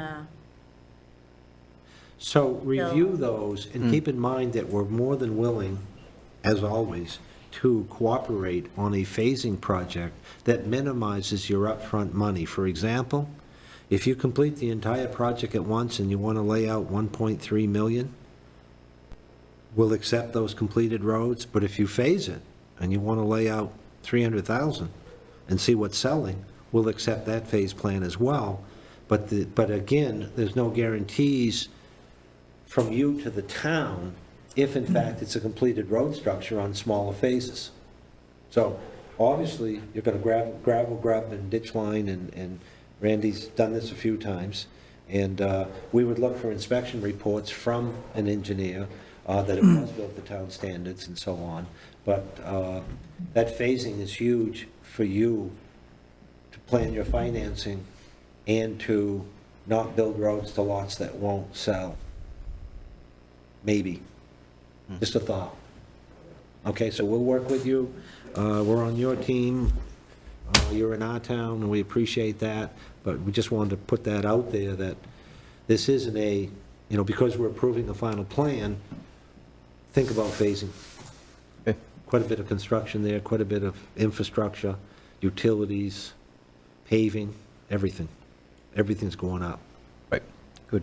One of the things that raised a question for me, on our plan, the current road plan, we have turnarounds at the end of each road, and those turnarounds are currently on this 48-acre piece. I just want to confirm that that's going to be acceptable as long as he gives the town, if that should get built just as we show it, as long as he gives the town rights to that, just those last little spurs that are on that 48-acre piece. Well, those spurs I see that I've highlighted, that basically means that if the town accepts that section or that phase of road, it is accepting those turnarounds for plowing purposes. Right. So as long as they're appropriately deeded with the phase or with the project, because, correct me if I'm wrong, the town takes title to these properties, to these roads, after completion, and they're subject to plowing and maintenance and repair. Right. All of the road needs to be part of that. We really don't want to leave his subdivision, go on some private land for a turnaround. Right. And then the plows are turning around on private property, not part of the town road. The town road system, unless that's intended to extend in another phase someday. Well, that's what I'm getting at, is it's, Well, we just don't know the market right now. I mean, the ideal world, if things sell well, yes, it's intended to extend. Whether or not it extends as further residential lots, or whether it extends into a duplex development similar to what he's got down in the corner. So I just need, I guess, make sure we get that addressed and do it As long properly. as there are easements and right-of-ways and legal access for the town to turn around Okay. trucks on it. They don't necessarily have to own it. They just need Okay. an easement to be able to do it. Okay, to me, that would be the cleanest way to do it for now. That kind of gives us some flexibility on how that 48-acre piece is developed. Absolutely. Don't want to tie our hands on anything more than we have to. Real estate's a patient man's game, so phasing allows you to be patient. Okay. If you want an immediate return on your investment, buy lottery tickets. You know right off. Good luck with those. You know right off. That's a good investment, you know right off. Yep. Okay, where are we at? Any questions or comments from the board further on this preliminary subdivision application? Hearing none, I take a motion with a conditional. Motion to move to findings on the revised plan. Findings on D, the revised plan.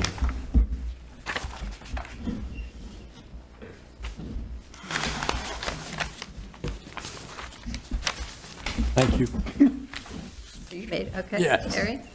Who's the second? Terry? I just motioned that I you do. seconded it. Did he? Yeah. Motion and second for finding of fact. Motion, second. Got that. All those in favor? Thank you. Moving on to finding of fact, Reservoir Hill subdivision. The planning board has acted on your preliminary subdivision revision application for a subdivision as follows. 1, the owner of the property is DW LLC, who has demonstrated legal interest in the property by providing a copy of the warranty deed, Somerset County Register of Deeds, Book 4019, page 133. The applicant is Ranley Butler, Derigo Engineering representative for DW LLC. 3, the location of the property is on the Northwalk Road adjacent to the City of Waterville Town Line on Fairfield Tax Assessors Map 2, Lot 9, and the Waterville Tax Assessors Map 72, Lot 80. Land contains 28 lots in Fairfield and 2 lots extending into Waterville, totaling 150 plus or minus acres in Fairfield. The property is not located in shoreland zone. The property is not in the flood hazard area. The applicant proposes to subdivide the property into 28 lots on the subject property, 25 single-family residential, 1 lot with 9 residential duplexes, 1 commercial lot. A completed revised preliminary plan application was submitted on May 26, 2022. A public hearing was previously held on August 2, 2021. Letters were mailed to abutters on 7/23/21, and a notice was placed in the paper on July 25, 2021, and again on July 30th, 2021. The letters were sent to abutters on June 1st, 2022, informing of the meeting on this revised preliminary plan. Item 9. Water is to slide by, see attachment 10, geologist report on private wells to supply the subdivision. Table 2 indicates that arsenic in the well water is a potential concern, and the report indicates that all wells are shown on the plan. There is a separate plan in the application. Fire chief letter to the planning board requires residential units to have approved sprinkler systems. Item 10, sewage is to be disposed of by, see attachment 9, private subsurface wastewater systems. Reservoir Hill subdivisions plan submitted, separate large plan showing septic test pit locations. Unclear if the lots 4, 5, and 6 and 16 have been tested, as the pits are not shown on the plan. I was amazed at the refusal levels in those soil pits. That ledge is right there. Great for short foundations. See elevations for each lot meeting the requirement of the main plumbing rules were completed by site evaluator report, and the test bits is supplied in attachment number 9, Reservoir Hill subdivision plan submitted by a separate large plan showing septic test pit locations. Unclear if lots 4, 5, 6, and 16 have been tested, as the test pits are not shown on the plan. A stormwater drainage plan has been prepared by Derigo Engineering for the DEP site location of development permitting. A large plan has submitted. Site location DEP permit has not been approved yet. Conclusions. The notice to abutters was mailed on 7/23/21, and a notice to the public hearing was published in the newspaper on Sunday, July 25th, 2021, and again on Friday, July 30th, 2021, for the public hearing that occurred on the preliminary plan on August 2nd, 2021. A revised preliminary plan notice to abutters was mailed June 1st, 2022, notifying of the meeting on June 6, 2022. The revised preliminary Reservoir Hill subdivision shows the proposed streets and streets not yet named. The names of these streets have been submitted to the Town of Fairfield Fire Chief to get road names approved for final plan. The preliminary subdivision plan boundary lines of the tract are based on plans titled Boundary Survey Division of Land of Kennebec Water District dated August 21st, 2007 by Garbachik Surveyors, Inc. This revised preliminary subdivision plan has not yet been signed by a Maine licensed land surveyor. The preliminary subdivision plans were prepared by Derigo Engineering. The proposed lot lines are shown on the preliminary plan, and the lots will need to be surveyed by a Maine licensed land surveyor and shown on a street frontage minimum of 200 feet per lot on the plan. 4, the subdivision proposed covenants and deed restrictions. See attachment number 6. Contour lines are shown on the plan at 2-foot intervals. The proposed subdivision contains 150 plus or minus acres in Fairfield, proposed to be divided into 25 single-family residential lots and 1 lot to contain 9 residential duplexes and 1 commercial lot and 1 open space for the subdivision. 7, the proposed streets are shown on the preliminary subdivision plan prior to offering the streets to the municipal offices for acceptance as public ways. A written certification signed by the State of Maine registered professional engineer certifying that the proposed ways meet the design and construction requirements for the Fairfield subdivision ordinance. As-built plans for proposed public ways may be only submitted to the municipal office upon completion of all street construction, and only after 75% of all lots in the approved original subdivision final plan are filled with the Somerset County Registry of Deeds have been developed and received final certificates of occupancy for the structures from the Town of Fairfield. 8, the subdivision open space as shown on plan 47.32 acres. Traffic impact analysis. Attachment number 24 dated 9/16/21 show preliminary traffic count by Sewell. MDOT entrance permit has been received for approval for the combined large entrance and exit. MDOT is in agreement with the allowing 1 oversized entrance and exits into the Norwalk Road. The applicant requests a waiver of Article 12.2F requirement of 2 street connections and allow this 1. MDOT approved entrance with 2-way traffic, islands in the middle. The planning board accepted the MDOT permit approval for the combined entrance exit with the island into Norwalk Road as a waiver of approval. Aesthetic, cultural, and natural values. The proposed subdivision will not have any adverse effect on the scenic or natural beauty of the area, aesthetics, historical sites, significant wildlife habitat identified by the Department of Inland Fisheries and Wildlife, or the municipality, or rare or irreplaceable natural areas, or any public rights for physical, visual access to the shoreline. The pond area is being retained as subdivision open space, 20.92 acre original, The revised plan shows the green space is now increased to 47.32 acres. Conformity with the local ordinances and plans, the proposed preliminary subdivision plan conforms with the duly adopted subdivision ordinance and comprehensive plan. In making this determination, the planning board has interpreted the ordinance and plan. Yes, the proposed plan will add much-needed local residential housing for the people that wish to live and work in the Fairfield area. Financial and technical capacity, subdivider has adequate financial and technical capacity to meet the standards of this section. See statement in attachment 4. For the final submission plan application, see the subdivision ordinance Article 8, requirements for final subdivision plan, performance guarantees. Planning board will require a performance guarantee. Freshwater wetlands. All freshwater wetlands within the proposed subdivision have been identified on the maps submitted as part of the application, regardless of the side of the wetlands. Yes, we have received that. River, stream, or brook. Any river, stream, or brook within the abutting proposed subdivision has been identified on the map submitted as part of the application. For purposes of this section, river, stream, or brook has the same meaning in Title 38, Section 480B, subsection 9, yes. Stormwater.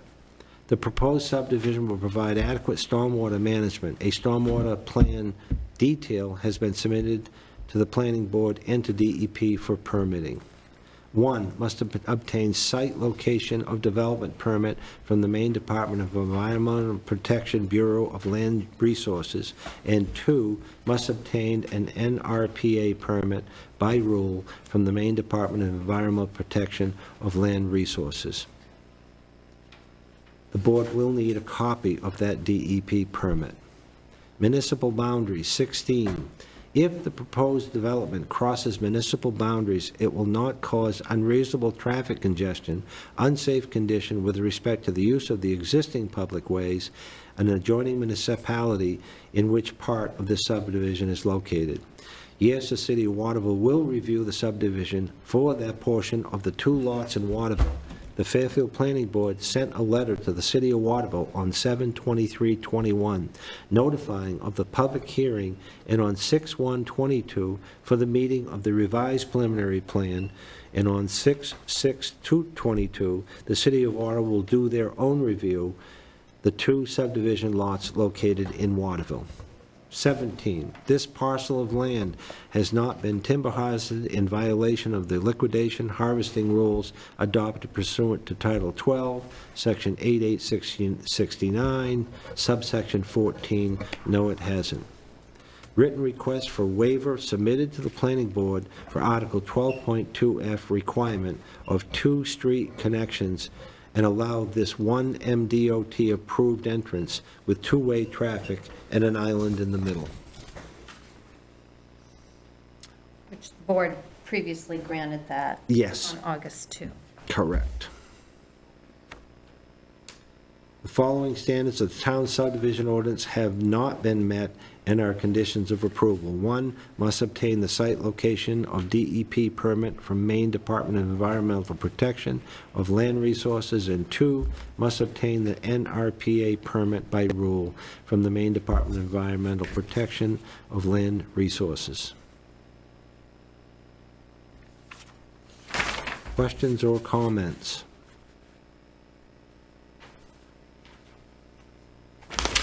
Hearing none, I take a motion with conditions.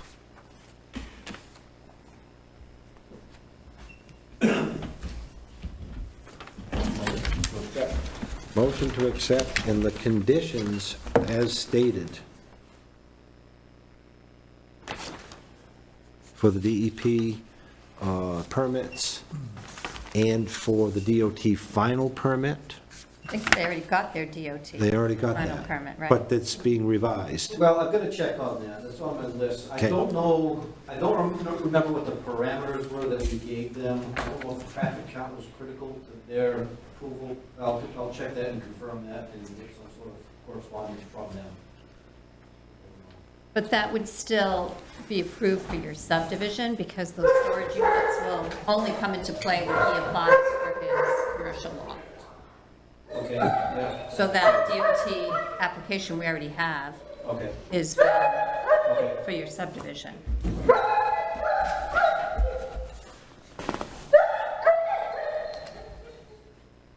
Get that dog a bone. Moving right along, I'd still take that motion. Lawrence? Lawrence? Made the motion. I was Charlie? thinking- Charlie seconded it, thank you. All those in favor? Thank you. You have what you Very need? much, folks. You have what you need. Thanks, guys. Great, well, good luck.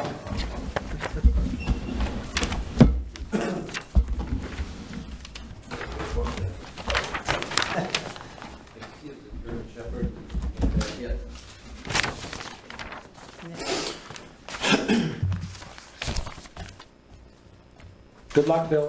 Thank you. If you need Thank anything, you. all. Thanks for the help. Yep. Thank you. Items by the public. I don't know if there's anyone on. Anybody zooming in? There's nobody here. Items by the public is on our agenda, item E. Hearing no items by the public. Items by the clerk. I have no additional items for discussion. Then would you please explain to me item C, discussion of the planning board bylaws, section 4.2 agendas. That's been brought forward. If you want to remove from your bylaws completely, up to the planning board, how the agenda lays out is in your bylaws, and we have a section that is items by members, where it leaves a round table at the end of the agenda, and it's been complained to the town that items discussed don't stick to agendized or applications that come in, that they're too broad, and the town doesn't even want the perception of discussions that are not applications in front of the board at the time. Charlie, you've been here for 50 years. Has this issue ever been a problem? I don't ever recall it being a problem. Okay. Are they saying that the planning board members cannot voice any issues or things going on that affect the land use of Fairfield? No, But the that's not what public they're is- saying. They just don't want a perceived conflict of interest. that So so? if you personally would have, or have a family member that could benefit from something you discuss, so it has to be a conflict, what is considered a conflict of interest. So if there is no conflict of interest, if you're speaking just broadly, because this is an item of concern, but if you would personally benefit somehow at some point, or a family member, or a close associate, then that discussion, I they don't even can't want to recall proceed. any specific incidents, but usually that person could step down for that, and then one of the Correct. alternates could take That's what we've over. done in the past. Correct. Read to me what the bylaws say about conflict of interest. Our bylaws, Yeah. let me get my copy out here. I don't even have, I think I gave them all out to you guys, but let me find it. Give another copy. Well, I guess the real I got it, discussion... right there. Thank you. Go ahead. So let's see what we have for.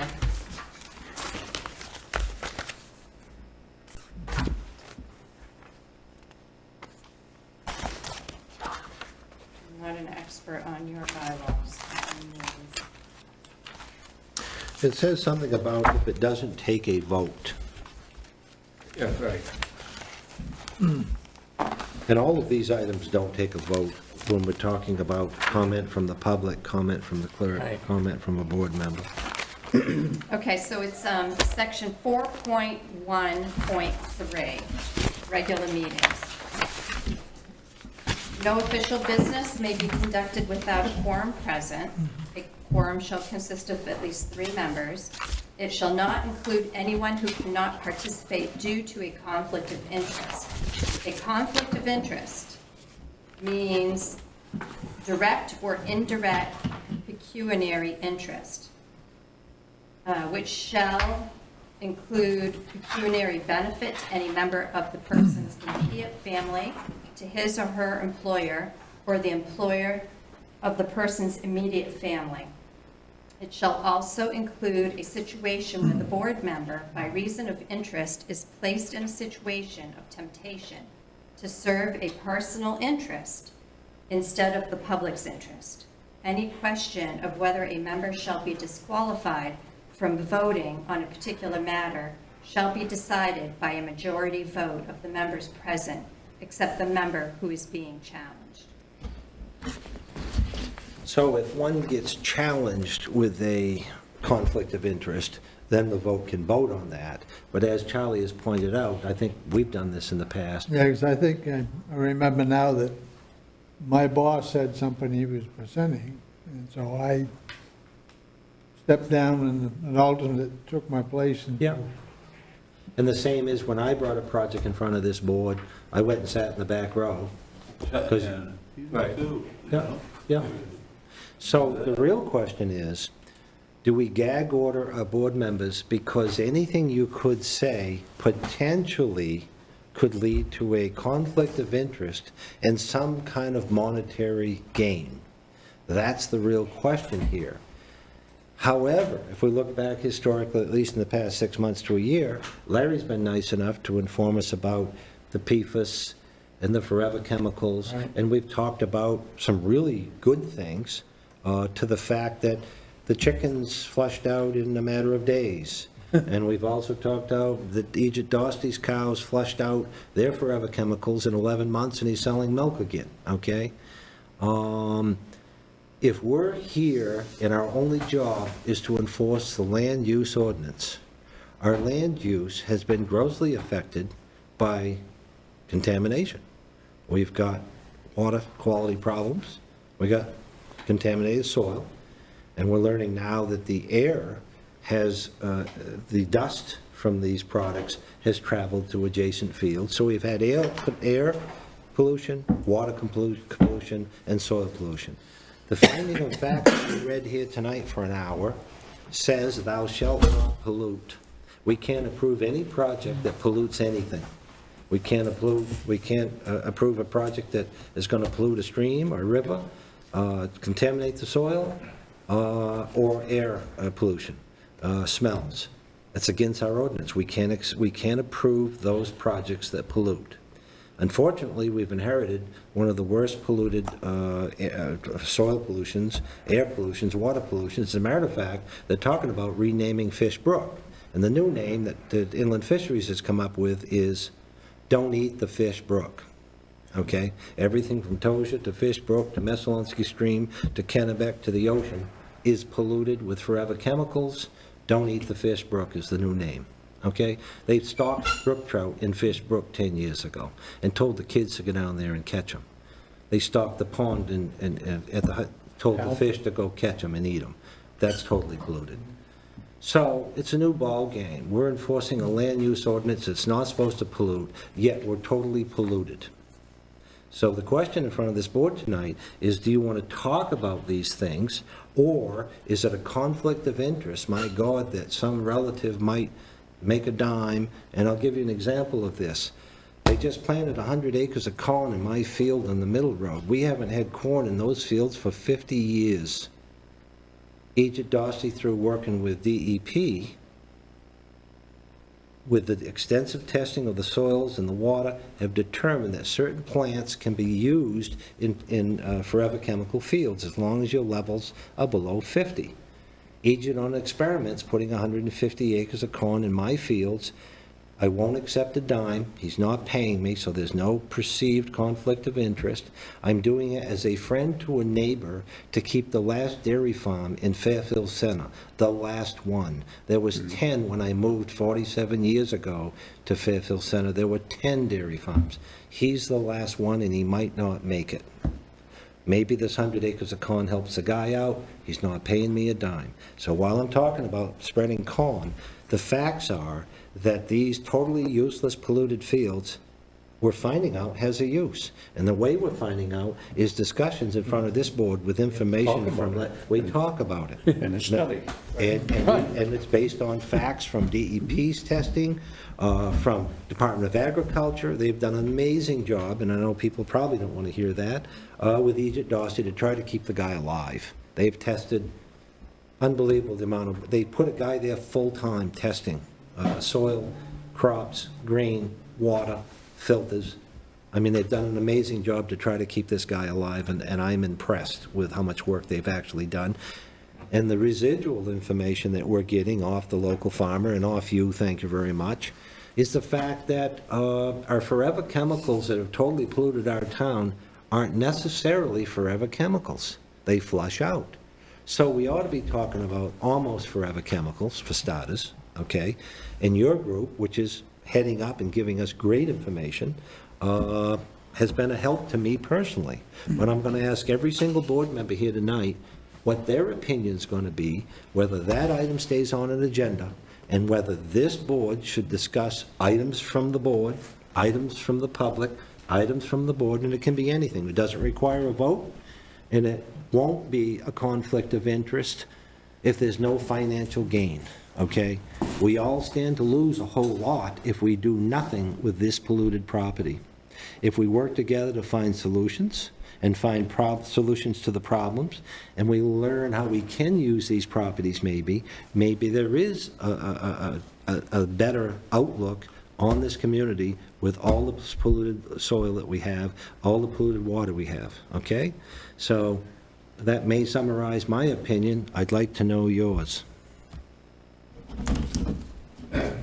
What I do is, I am affected by it, my family and our kids, our land problem, everything. But because I'm a Fairfield resident, and I do care about, people, residents of Fairfield, I feel it's an obligation to me to learn as much as I can and to share all the knowledge I have, hopefully to help everyone in Fairfield and other towns. I'd feel bad if I knew stuff and I didn't share it with you that could save your life. I couldn't live with that. So if I'm not allowed to share the knowledge that I'm learning, because I belong to a coalition group that has members from every state in the United States. We have Zoom meetings every month. I learned so much from that from all the other states. It helps me educate people here. I feel I have an obligation to do that. And that has to do with the land use in Fairfield and the residents of Fairfield. And if I'm not allowed to do that, somebody's got to tell me that. So it is allowed in your bylaws. You have a round table to speak. So the question would be, do you want to keep that ability under C? Or the question is, do you remove it? Because you guys control your bylaws. It's not something that any other department or any other branch of local government controls. So you either want that. Approve that? No, They you have guys their do. own round table after every meeting, Oh. discuss other issues that doesn't pertain.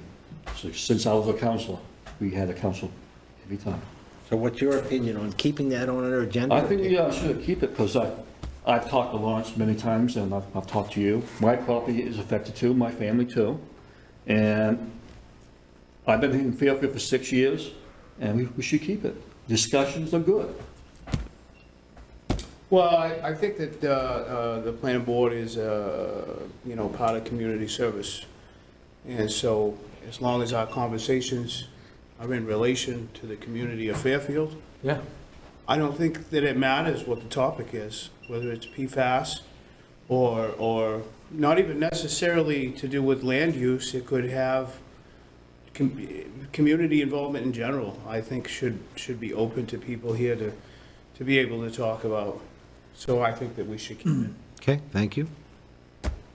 Yeah, I agree. I can't imagine not being able to communicate on issues that concern this town and the residents of this town.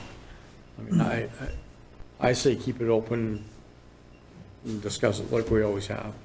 Thank you. I don't see a problem with this. Okay, I'm a fairly new resident, been here 12 years, and I really think that I want this to be my town, and I really feel that we could do stuff to make it a better town. Well, we cannot make it a better town if we can't talk about the problems. thank you. And Very good, thank you. Charlie? No, I think we should keep it. I don't think, keeping us from talking to each other and we're not getting ideas. Somebody might have an idea on one of these amendments or something, and they could bring it up. Well, maybe we might have gone in this area, and so I think it's, if the public doesn't want to show up, That's fine. I mean, that's their right to show up or not show up, but if we show up, I think we have the right to mention something. I have an idea that we could be doing this, so maybe we ought to change this in the bylaws. I'll give you an example how our discussions may have affected others. I spoke with, after our last meeting, and you shared your chicken and the egg story, and we talked about Egypt Dosty flushing these milking cows out. I was on the phone with a specialist in South Portland that worked on the fly ash pit closure with us. And I told him your experiences and the farmer next door and the testing of the corn and what crops can be grown on contaminated soils and used. And I explained this to this expert. He said, I got to hang up. He said, I've got to call a guy in Ohio. He's about to shoot 500 milking cows because they have contamination with PFAS. From what you're telling me, you can flush them out. I got to call the guy. Here's an example. Maybe a guy saved 500 cows because he didn't think he could flush them out, but the information that we're developing through DEP's help with the local farmers, we're finding there's a problem, we're looking for some solutions, okay? And if there's any networking or any solutions that can make this better, or at least alert the hunters, don't eat the deer. They're doing another new piece of information. Department of Ag came to me, Kendall Martin from Wildlife Biologist.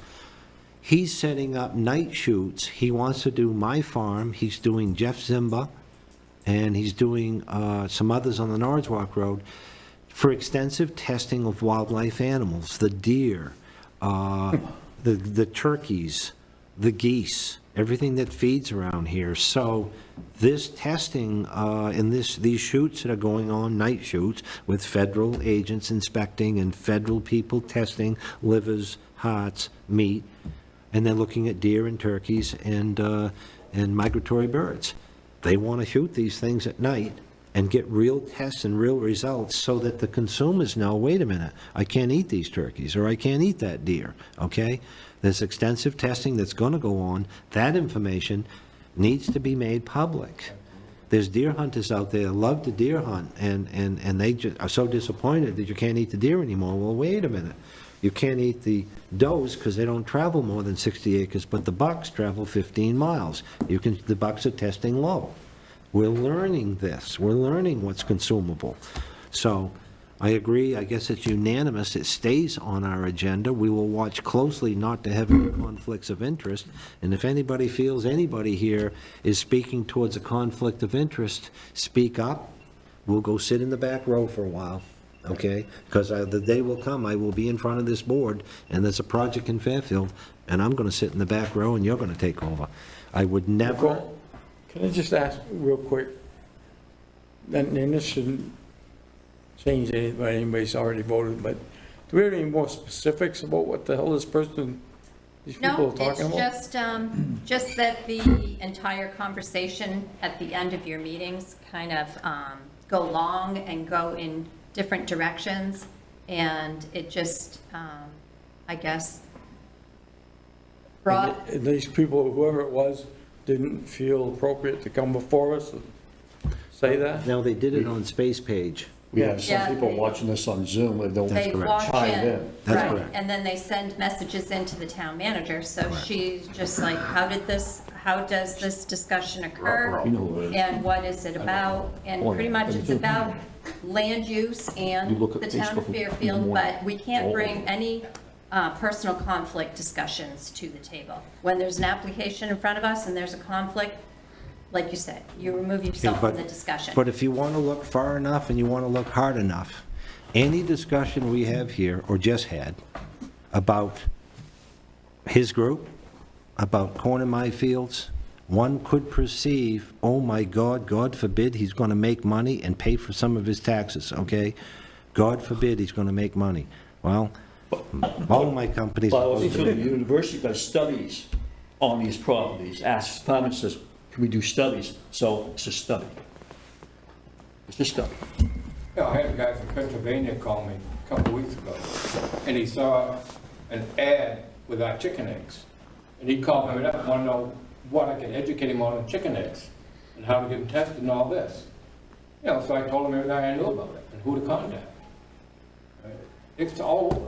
Right, See- it's information sharing, and that's understood, but But if the someone... question was, does it stay on? So If obviously someone it watching will. tonight complains that this guy's selling chicken eggs, okay, for $2 a dozen, and he's making financial gain, and that's a conflict of interest, okay, I will be upset, because we're doing this to notify and keep the public informed of the things we're learning, okay? And if he's making $2 for a dozen of eggs, he's working pretty darn hard for that $2. I don't think that's a conflict of interest. By the way, I'm out of I eggs. throw my eggs away right now. You're right. But again, the point is, for example, in first time in 50 years, the farmer turned over those fields to plant corn, complaints came in from Pirate Lane. Oh my God, the manure, they're polluting the fields again. They're polluting the fields again. Formal complaint to DEP. Well, listen, if you've got a complaint, take it up with the guy that owns the property. Maybe he would explain a few things to you. This agriculture, that is known as Quaker Hill. There was 1,000 Quakers there farming in the 1700s. Long before we showed up, that was a farm. And I'd like to think that it could remain a farm as long as possible, okay? But that's my opinion. So it stays. It stays. Got it? Read it and weep. We're going to talk about stuff. Can I make one more announcement? Oh, please, go ahead, since it stays. June 24th, 25th, there are going to be some more town hall meetings. I don't know where yet, but as soon as I find out, I'll let you know. It's the same group that's been doing them, but they want to continue having them until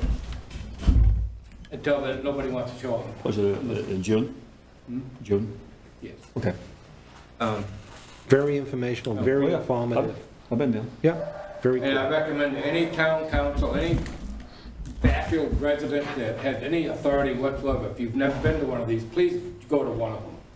You'd be amazed how much information you can learn from it We need to help to, everyone else in Fairfield. we need to learn so we can solve the problems that exist. We didn't create them, but we might be able to help solve some of these problems and see our land used again, see our land value stay up, see our property resale stay there.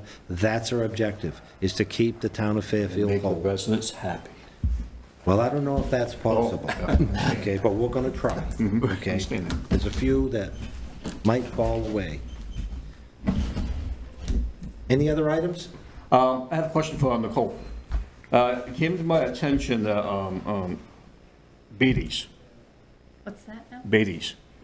down Main Street, Okay. all his refrigerators are making it to the Main Street now, on the side of the road. But, he's putting his refrigerators in back, in the parking lot, now we're seeing them on Main Street.